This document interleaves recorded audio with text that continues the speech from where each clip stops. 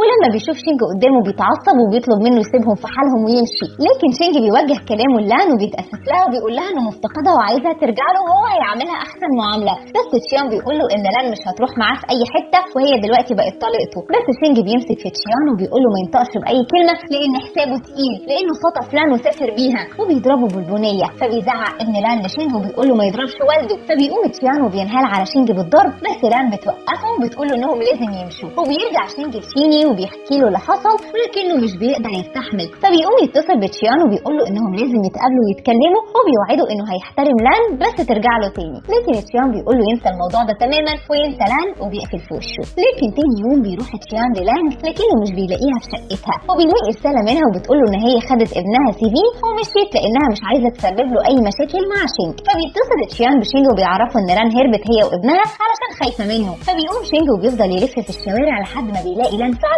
وكانت ناويه تسافر بعيد عنهم. بس شينج بيقول لها ما تبعدش عنه لانه بيحبها وهو مش هيأذي اي حد لو هي رجعت معاه. وبيكلم سيفين وبيقول له انه مش شرير وبيوعده انه هيجيب له كل حاجه هو عاوزها. فبتوافق لان انها ترجع له وبيروحوا فندق يباتوا فيه مؤقتا. وبتنيم لان سيفين على السرير وبتطلب من شينج انه يجيب لها بطانيه من الشنطه بتاعتها. فبيروح شينج وبيلاقي ان في رقم سري لازم يكتبه علشان الشنطه تتفتح. فبيجرب عيد ميلاده وفعلا الشنطه بتتفتح. فبيعرف ان لان لسه بتحبه. وتاني يوم بيروح تشيان لشينج وبيقول له خلي لان ترجع له ويبعد عنها. فبيقول له شينج يسكت ويبعد هو عن لان، والا هيقول لها ان هو متفق مع يو في كل حاجه. وبنعرف ان تشيان كان متفق مع يو علشان تتبرع بدمها وتجبر شينج انه يطلق لان ويبعد عنها علشان يقرب منها. وفعلا بيستسلم تشيان وبيمشي. وبيجهز شينج بيت كامل ليه هو ولان وسيفين، وبياخدهم ليه وبيتكلم شيني مع لان وبيقول لها تسامح شينج لانه من ساعه ما عرف حقيقه انها مظلومه وهو مش قادر يسامح نفسه وتغير فعلا علشانها. وبتروح لان تزور قبر والدتها وبتاخد معاها سيفين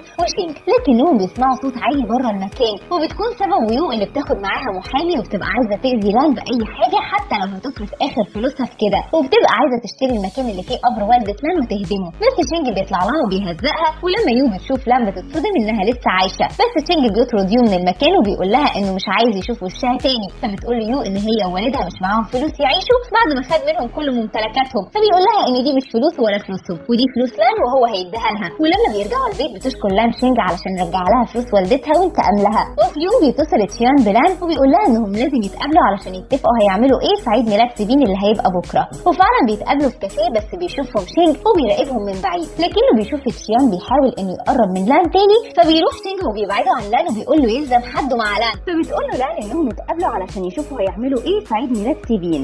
فبيقول له شينج انه هيسمح له يحضر الحفله دي بس علشان خاطر سيفين، وبياخد لان وبيمشي. وبنعرف ان سيفين اتعلق بشينج جدا وبقى بيعتبره والده. وفي يوم بيتصل جد شينج بحفيده وبيقول له انه من ساعه ما لان رجعت له وهو نسيه، وسمع كمان ان هي اتجوزت من بعده وخلفت. فبيقول له شينج ان دي قصه طويله. فبيقول له جده انه هيجي له بكره ويقابله هو ولان. وبنعرف ان يو قاعده مع جد شينج وبتكون هي اللي حكت له عن اللي حصل، وبتحاول تسخنه وتقول له ان ابن لان مش من دم شينج واكيد هو مش هيسمح انه يخلي وريث الشركه مش من دمه. وتاني يوم بتكون لان قلقانه انها تقابل جد شينج، ويجي لها شينج وبيهديها وبيقول لها ان لو اي حاجه حصلت فهي هتفضل اهم حاجه في حياته وهيحميها هي وسيفين لاخر نفس فيه. فبتحس لان بالذنب وبتبقى عايزه تقول لشينج ان سيفين يبقى ابنه من دمه، بس هي بتتردد. وبيوصل جد شينج وبيكون جايب لعبه لسيفين وبيتكلم مع شينج على انفراد، وبيقول له انه ما ينفعش يعتبر سيفين ابنه لانه مش من دمه. بس شينج بيقول له ان ده ابن لان وهو هيعتبره ابنه بالظبط، وبيبقى معترض انه يتخلى عن سيفين. ولما الجد بيكون بيلعب مع سيفين بياخد منه شعره من غير ما حد يحس، وبيخلي المساعد بتاعه يعمل اختبار ابوه علشان ما يكونش اتسرع في قراره. ولما بتطلع النتيجه بيطلب الجد انه يقابل شينج ولان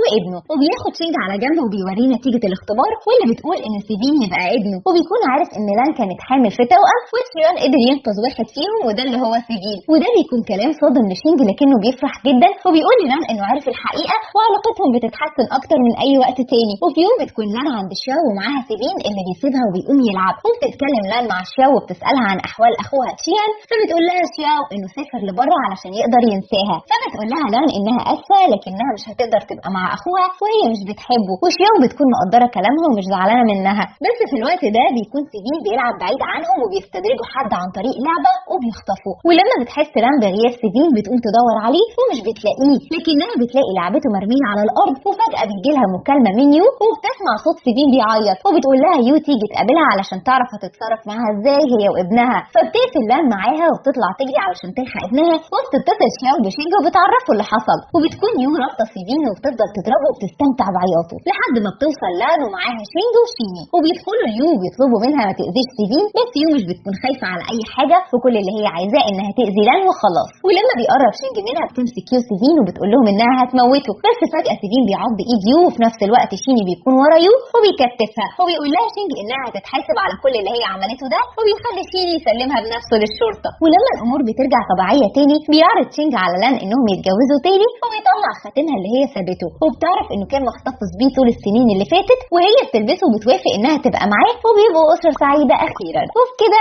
بيخلص مسلسلنا. أشوفكم بقى في ملخص جديد. سلام.